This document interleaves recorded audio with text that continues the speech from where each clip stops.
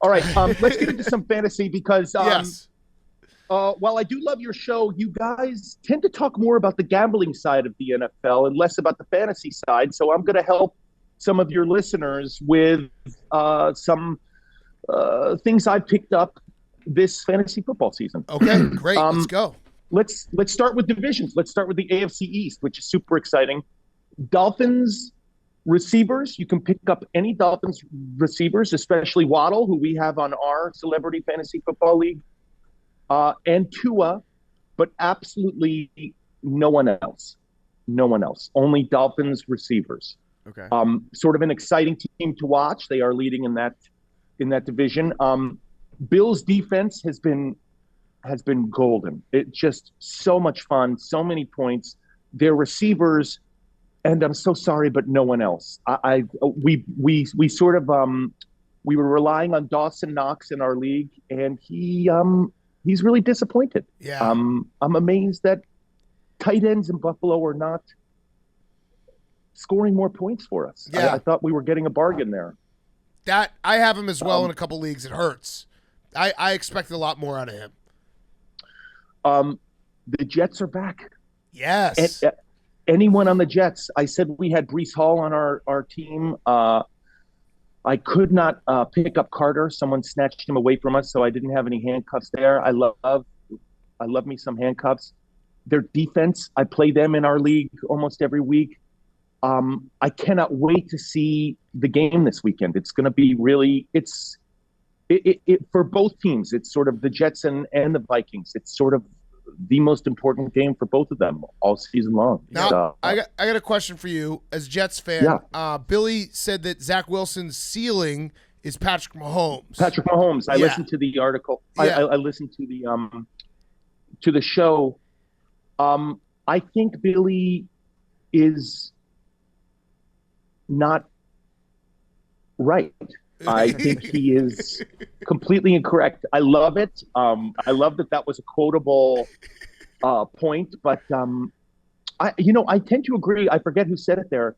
It's funny. I was looking at a photo because all the articles right now are sort of like Zach Wilson sort of standing on the sidelines of practice, and whoever said it, he is too hot to be a starting QB. Yeah. Well, he's got to play tougher if he's going to be that hot. He looks like he has a Instagram filter on at all times. He's very boyish. He's so right. hot. Yeah. He actually, I am an actor here in Los Angeles. We go to the gym a lot. We work on our fitness, chest and buys, and he looks like a CW actor that I audition with all the time. He looks like a guy that I see at auditions, and I'm like, who is this dude? Like someone who just came from like a small town and is like going to try and hit it big in LA right before they like start the steep decline of addiction and like everything is not going to go their way. And then before you know it, they're hooking, and then you see them on Hollywood Boulevard and they're selling their bodies, Yeah. He looks like he's like, he's right there. He looks like he's at the edge of the cliff. He looks like he just got off the bus in Hollywood, and he thinks he's going to make it as an actor, and within weeks he'll be hustling. Yeah, his dreams are about to get shattered. He does look like a boyfriend from Gilmore Girls that like broke up with one of the chicks because I don't know, she wasn't rich enough. Yeah, and he's going off to law school or something. He does have Georgetown law. That CW vibe to him for sure. That's a good description for him. Yeah, he just does. And he's not doing it. And he's a disaster. And Mike White might be the future. Might be the future. Yeah. Mm-hmm. I can't wait for this Sunday. It's going to be a great game. I actually, I think I picked, what was the spread? I had it here. Oh, the spread currently is Vikings giving 3. And I think I'm going to take the Vikings there. Ooh. Yeah. I mean, like the Jets. Mike White back-to-back weeks is tough because he'll have some of those magic weeks like he had last Sunday where, it's the Mike White game. And then you get real high on Mike White. He's like a bubble. He's like GameStop. If we're going to talk about Russell Wilson being crypto, Mike White is like, I always invest in Mike White too late after the market has already topped off. You know what I'm saying? Yeah, well, the only thing I'm worried about was that 4-pick game last season. It's like, that's there somewhere. You know what I'm saying? It's almost like herpes. It's like, if you stay in the sun too long, I'm actually not even joking. If you stay in the sun or you get stressed, you're going to get a breakout, and then you have to tell everyone it's just a cold sore. Yeah. And, and then you have to call your doctor and say, just put in the prescription. And then your doctor's like, you have to come in. And you're like, I can't come in. I feel the tingle on my lip. Please just call in the prescription. And it's like, there's a 4-pick game coming up with Mike White. You just hope it's not the weekend you're betting the Jets. Yeah, right. It's a timing game. Yes. Okay. All right, let's keep moving on. The Patriots, I'm so sorry, Hank. Ramondre and no one else have a lot of issues with that team this year. AFC North, the Ravens, obviously Mark Andrews, but everyone else they're just capping too much on this app, and the motherfucker never smelt a football field. They never did shit but eat dick, I'm sorry. The Bengals, anyone. I'm really high on the Bengals. Yeah. You said it on your podcast as well. They're going to make a run. The Browns, get ready for this. Everyone. And I don't care if I get canceled for saying this, even this weekend, everyone. I know. I feel like I'm in a few leagues. He's been sitting on my bench. I feel like I'm starting Harvey Weinstein. I'm going to get in trouble, obviously, because one of the leagues is my work league and HR is omnipresent. And I'm starting him. I'm starting Harvey Weinstein. Wow. Listen, it's about the score at the end of the day, right? Points are points. By the way, they could make a run, that team right now. No. We have no idea. No. Oh, come on, guys. They're 4-7. Have a ground game. They have a ground game. They have receivers. They have a defense. The one missing piece was Harvey Weinstein. He's coming in. All right, you know what? Fuck it. Yeah, they can make a run. Why not? Harvey Weinstein is an exciting player. He is. The Steelers, no one. I don't give a shit how big Kenny Pickett's hands are. I don't care how big his dick is. No one on the Steelers. No one. That Monday night game was atrocious. AFC South, the Titans, anyone on the Titans. Anyone. Really? Traylon Burks is amazing. I know, according to the computers that I'm on, he's ranked like 50th this weekend, but I think he's good for 15 points a weekend. Absolutely no one on the Colts. The Jags, I love me some Jaguars, guys, and I was a little sour on them. I'm back on the Jags train. I love them. So everybody, we're talking Etienne. Everyone. I love Etienne. You gotta. Yeah, I love me a handcuff. I love handcuffs. 1-800 no cuffs, but you got to handcuff him with Hasty, Jermichael Hasty. Yep. I think his foot injury is worse than they're letting on to be, and I'm starting Etienne this weekend. Not in our league.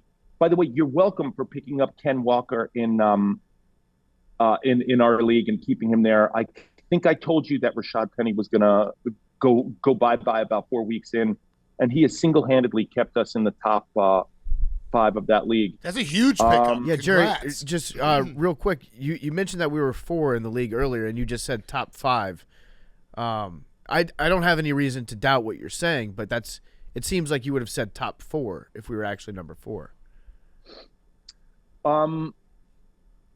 We've been bouncing from 4th to 5th there, and Okay. I didn't check the standings. I didn't want to. This is being recorded and everything. I didn't want to seem like I was throwing out some fake news out there or anything. Are we in any danger of missing the playoffs? I don't think so. I don't believe so. I believe we're going to make the playoffs, and then it's Anyone's game. and then it's anyone's game. It's like being in the top 16. Yeah, wait. Yeah. Of the World Cup. Do we have Harvey Weinstein in this league? No. Oh, Got No. it. Okay. all right, good. Someone else. I Because wouldn't want some other- I've actually blacklisted him. You're not allowed to pick him up in our league. Some other sick fuck picked him up and has him on his bench, and it's terrible because it's terrible that someone picked him up and has been holding on to him this long. Texans, absolutely no one on the Texans. I want to apologize. Last time I came on your little podcast here, I may have suggested Davis Mills would be someone good to stash on your bench because I thought he and Brandon Cooks were going to have a sort of quiet, good season, and that was a mistake. I also want to apologize for saying so much last time I was on. Shit. Damn it. Fuck you, man. Fuck you. AFC West, man, I love the AFC West. I'm still high on them, except for those Broncos. Hate them. For some reason, just because I'm like a masochist, because I'm into like getting spanked, I still have Dulcich on a few of my teams. I don't know why. The computers tell me to keep him on. Everyone on that offense sucks. There was one of the most satisfying things to me this football season was that was he a defensive lineman yelling at Russell Wilson? Yeah. Oh, it was so satisfying. And did you try to break down what Russell Wilson said back to him? Like we're gonna get him, or I think like he just was like, "Yeah, sorry, sir." God, Richard Sherman was so right. NFC East is back. Man, they're back. All of them, even the Commanders, all of them, every single one of them. I love Giants wide receivers. They're always for sale. You can get them in the cheap price on daily fantasy, and they seem to score points. My only issue is, why does Taylor Heineke hate Curtis Samuel? What is going on there? Why won't he? What is the deal with him not liking Curtis Samuel? I think it's just it's a embarrassment of riches in Washington because you got Terry McLaurin, then you got Dotson, and Samuel gets a lot of touches, but they're on these little like pop pass or he's the gadget guy. You know how like every team has to have a gadget guy. The Steelers always have a gadget guy. Samuel is the one that, I don't know, we just get him running out wide a lot sometimes. NFC North, everybody except, I'm so sorry, Scratchy Cat, no Bears. Don't like. Yeah, Justin Fields is a monster, but yeah, I'm not sure I'd start. Playoffs are starting in a couple of weeks. I'm not sure I'd start him this season. No offense taken. You know what's funny? The grossest division to me, and it's just like, I'm a real, I live in LA, like you go on vibes and feelings. The NFC South really grosses me out. Mm-hmm. It's not worth breaking your whole family up over and coming back and playing. It's just all those games are just gross. You get a bad vibe from a division, and it's just no one. These are the games when the NFC South plays like Monday Night Football, Bucks versus Saints.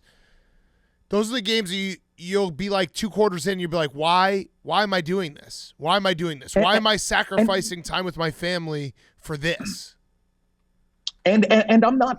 Yeah, it's really funny. I mean, you actually bring up a good point. As someone who is still somehow married with 2 teenage children, my football time is so precious, and I really have to divide up. All right, I'll get the first half of the Jets game, and then I'll get the second half of the Vikings game. And by Monday, I'm really pressing my luck, specifically with my wife. I'm really like pushing it because we've had Thursday night, we've had, Sunday, all day, all night, and now we're pushing it into Monday. And if you're going to waste it on, a Panthers-Falcons game, it grosses you out. It's not worth it. It's not worth breaking up your family over. It's eating. It's not worth it. It's having being on a really great diet and having a cheat meal and having the cheat meal suck. It's like, I'm cheating for this meal. Let me have the really good cheat meal. Wow. Like, looking back, should he just stayed married to her and said, I'm not coming back? I mean, yeah. I mean, it's like one of the all-time bad decisions, in world history. If you think about like what Tom Brady was weighing there, where it's, should I stay married to my billionaire supermodel Brazilian wife, or should I come back to get my ass kicked by the worst teams in football for a season? Isn't Tom Brady just like us? Like, we just want to be left alone and watch / play football. We're basically the same guy. Well, I have to tell you what's funny is my immediate take on the whole situation was what is this chick talking about? This guy is Tom Brady. Let him play. Like, if I was in if my wife said to me, hey, listen, I just want, what would the equivalent be? Hey, listen, I have to go do this last movie with Robert De Niro. Because my wife is an actress. You can look it up. I have to do this movie with Robert De Niro. I'd be like, honey, go. Like, do it. Please go. I was immediately team Tom, but I was amazed, like coming to work and sitting around the water cooler. So many people were like, it's really fucked up that he took his promise back. And I was like, what are you talking about? He's a quarterback in the NFL. This is it for him. He's got one last run. This is the stuff that Disney movies are made of. All right, where are we? We're at the NFC West. Any Niners and Seahawks. The Niners are so exciting. It's going to be so fun seeing if it's the Cowboys-Niners, or I'm sorry to tell you, the Vikings who go to the NFC Championship. No Cardinals or Rams. I get a little grossed out by those games. Mm-hmm. And that's it.